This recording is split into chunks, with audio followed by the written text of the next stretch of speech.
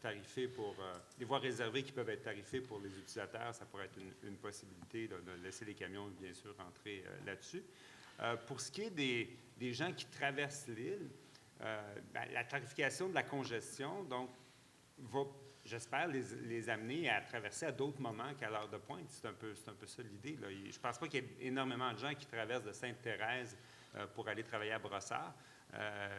Et des gens qui traversent l'île, donc, pour des activités de loisirs, pour le tourisme, etc., bien, on voudrait les amener à traverser l'île à d'autres moments. C'est un peu dans ce sens-là qu'on milite.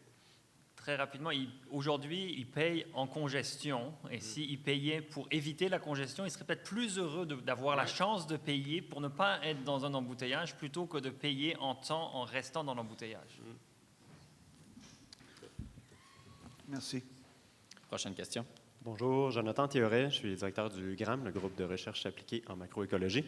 D'abord, j'aimerais... En fait, sur la tarification kilométrique, j'aimerais rebondir. Je suis content que M. Leblanc ait amené ce point-là, que M. Lannoy ait abondé dans le même sens. Deux questions ou trois. Parler du fait que c'est peut-être théorique comme élément jusqu'à présent. J'aimerais voir comment on peut concilier les différentes initiatives de compagnies d'assurance qui vont dans le sens d'une tarification kilométrique jusqu'à un certain point, avec les projets pilotes qui semblent avoir moins bien fonctionné jusqu'à présent, et comment faire aussi en sorte que la tarification kilométrique soit applicable avec les utilisateurs des routes qui viennent d'hors Québec, et peut-être les pistes de solutions pour l'intégration d'une tarification kilométrique pour la lutte à la congestion, notamment. À ma connaissance, les expériences pilotes des compagnies d'assurance, c'est fait sur une base volontaire. Donc là, quand on pense à une taxe kilométrique là, qui remplacerait la taxe sur l'essence, qui viserait aussi à réduire la congestion, il faudrait que ce soit une taxe, une taxe kilométrique généralisée. Et donc, il n'y aurait plus d'aspect volontaire. Là, tout le monde serait confronté à cela. Donc, il faudrait voir comment la population va réagir à ce genre de système-là. Donc, et évidemment, comme vous le dites, ça pose le problème des gens de l'extérieur du Québec qui circulent au Québec.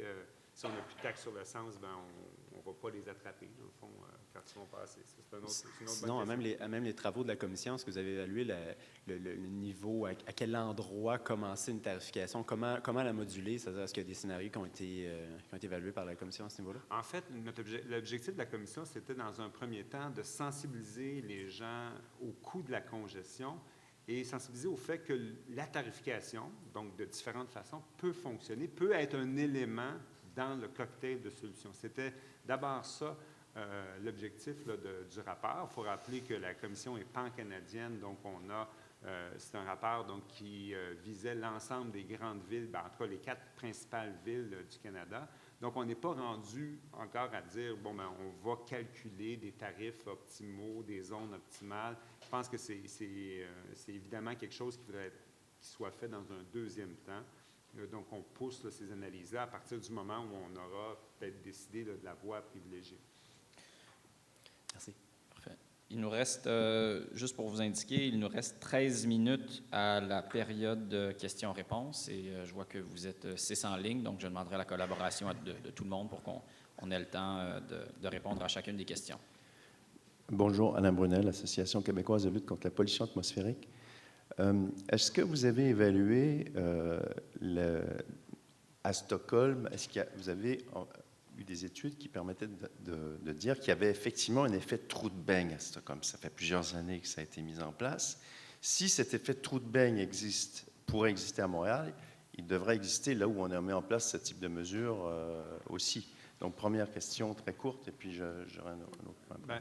Non, je n'ai pas d'études qui montraient cela. En fait, la semaine dernière, donc je l'ai évoqué tantôt, on avait avec nous dans un webinaire là, le patron du système de Suède et de Stockholm, et il nous disait même que là, ils envisagent en 2016 une augmentation des tarifs et il y a zéro discussion.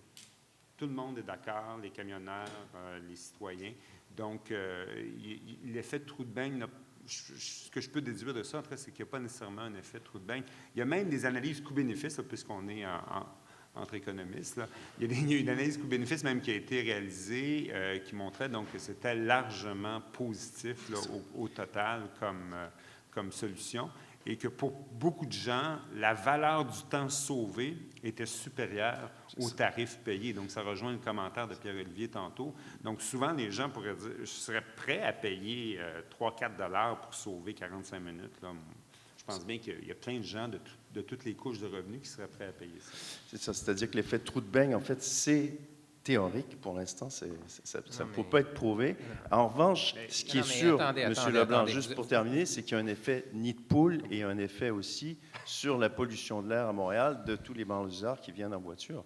Et donc là, il y a un effet, il y a un coût économique réel. Et donc, j'étais un peu étonné que vous écartiez du revers de la main une solution qui a fait ses preuves dans plusieurs endroits du monde. Donc, qui n'est pas théorique, qui est bien concrète et bien réelle, qui marche. Bon, vous sautez vite aux conclusions là, de la théorie et de ce qui est réel. D'abord, allez regarder la géographie, la localisation des gens et de l'activité économique à Hong Kong. À Stockholm. J'arrive de shit. C'est pas la même réalité. Là, on est dans SimCity. Là, on est dans prendre une ville à l'autre bout, là, puis on dit il n'y a pas d'effet de trou de bain, donc il n'y en aura pas ici. Ça ne s'applique pas. Région de Montréal, 3,5 millions d'habitants. Il y en a 1,5 sur l'île. Regardez où sont les gens. Regardez où ils ont décidé de vivre, où ils ont acheté leur maison. Regardez où sont maintenant les nouvelles salles de spectacle qui se construisent. C'est en train de se produire d'un point de vue culturel.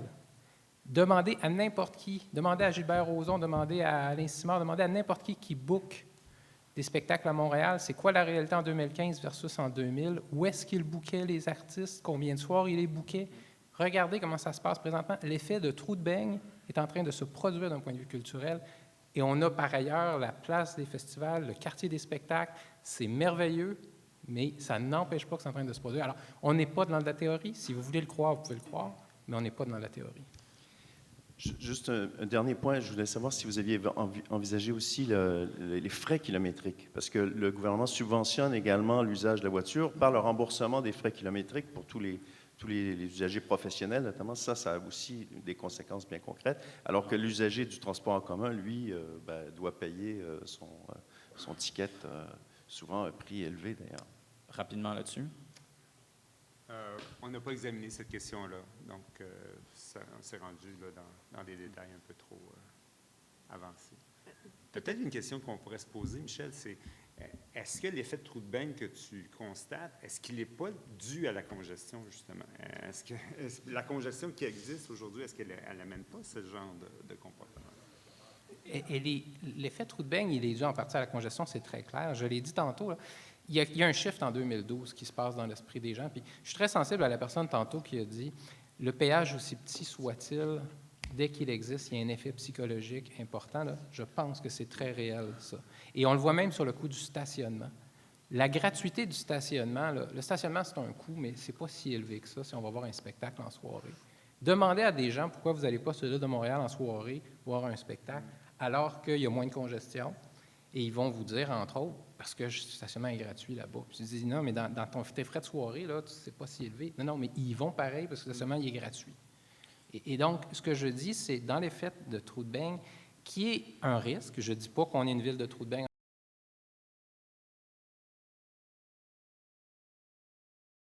C'est dû à de la congestion, mais pas la congestion sur les ponts nécessairement.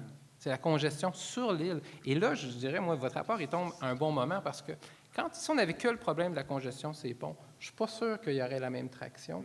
Mais les gens sont tellement frustrés de la congestion sur l'île de Montréal que là, tout d'un coup, si tu as une solution à congestion, ils sont prêts à la regarder, mais ce n'est pas de la même congestion dont on parle dans leur esprit.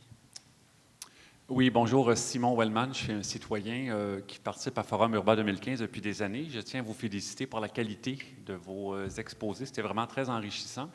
Moi, j'ai beaucoup entendu parler de transport collectif ce matin, mais je n'ai pas beaucoup entendu parler de la qualité du transport collectif. Moi, lundi matin prochain, là, je perds mon Bixi adoré pour 4 mois. Il va me quitter parce que ça ferme pour la saison d'hiver et je vais me retrouver dans le métro, la ligne verte, la ligne orange, dans les autobus, bondés. Il fait chaud. on dirait qu'on parle toujours de transport en commun, mais j'aimerais savoir s'il y a des gens ici là, qui vous discutez de ce genre de choses. Qui prend le transport en commun le matin et le soir aux heures de pointe, avec les retards, avec toutes les conséquences qu'il y a là-dedans? Dernière chose que j'aimerais dire, s'il y a des gens de la STM ici, ça serait intéressant de montrer à vos chauffeurs d'autobus et vos chauffeurs que quand on accélère un autobus, on n'est pas sur une piste de Formule 1. Les gens dans l'autobus, là, on se fait barouetter, bardasser. J'ai vécu 2 évacuations de métro depuis la dernière année. C'est inacceptable. Il y a plein de gens que je connais à mon travail et dans mes amis qui se rachètent des voitures parce qu'ils sont écœurés de la mauvaise qualité du transport en commun. J'aimerais qu'on en parle aussi de ça. Merci. Peut-être que la question, on s'éloigne un tout petit peu de la congestion parce qu'on pourrait tout mettre dans tout. Là, il y a bien des choses qu'on pourrait dire. Quand je mentionnais l'investissement dans les transports collectifs, c'est aussi la qualité. Quand vous parlez que c'est bondé, c'est parce qu'on manque de transports collectifs. Alors, quand je parlais qu'il y a des voies réservées, c'est bien, mais s'il n'y a pas plus d'autobus qui circulent dessus, et puis que les seuls qui circulent dessus sont bondés, comme vous mentionnez, c'est pas très agréable pour ceux qui sont dedans et ça donne pas envie à ceux qui sont en voiture nécessairement de les prendre. Quand il n'y a pas de voie réservée puis que l'autobus est pris aussi dans la congestion, ça ne donne pas non plus aux automobilistes envie de le prendre. Alors, c'est sûr que ça va avec tout ça, c'est inévitable. Il faut que la qualité du transport collectif soit au rendez-vous, mais ça veut dire des investissements. On parlait du SRB P9 dont tout le monde a honte. Mais oui, ça veut dire qu'il faut absolument que tous ces projets-là voient le jour. Ça veut dire qu'on a des cas de succès. On mentionne souvent le 747, le fameux autobus qui va à l'aéroport. Il est bondé, il a été mis en place, il a dépassé toutes les espérances d'utilisation. Alors, on sait qu'en attendant